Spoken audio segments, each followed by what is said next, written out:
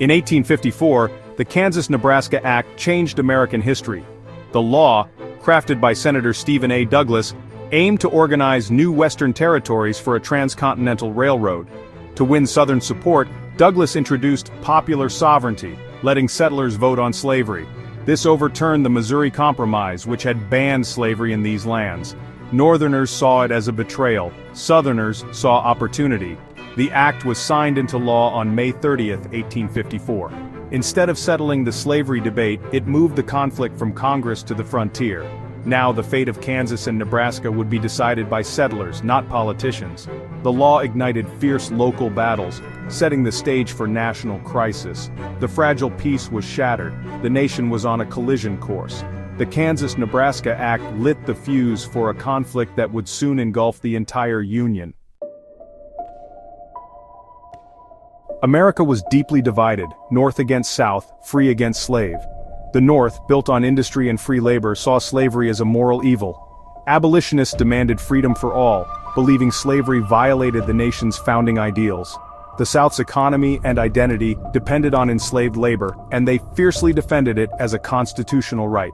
Compromises like the Missouri Compromise had only delayed the inevitable. The Kansas-Nebraska Act shattered this balance, making slavery's expansion a matter of local vote. Northerners were outraged, Southerners emboldened.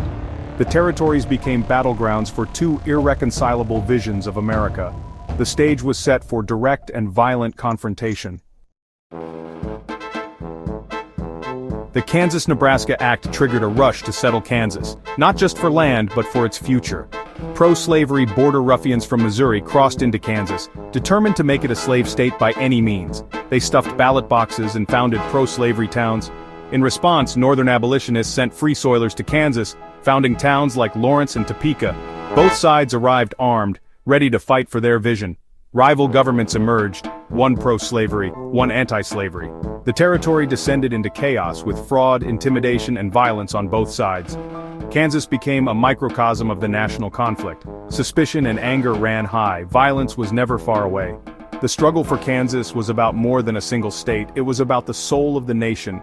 The territory's fate would foreshadow the fate of the Union itself. Kansas was on the brink of war. Tensions exploded into violence.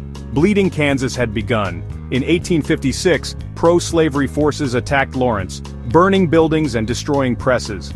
Abolitionist John Brown struck back, leading a brutal raid at Pottawatomie Creek. The massacre shocked the nation and unleashed a wave of guerrilla warfare. Armed bands roamed Kansas, settling political disputes with bullets. The violence even reached Congress, where Senator Charles Sumner was savagely beaten after an anti-slavery speech. Bleeding Kansas proved popular sovereignty was a recipe for bloodshed, not peace. The fighting revealed the depth of hatred between North and South. Kansas entered the Union as a free state in 1861, but the damage was done. The small war in Kansas was a grim rehearsal for the Civil War to come.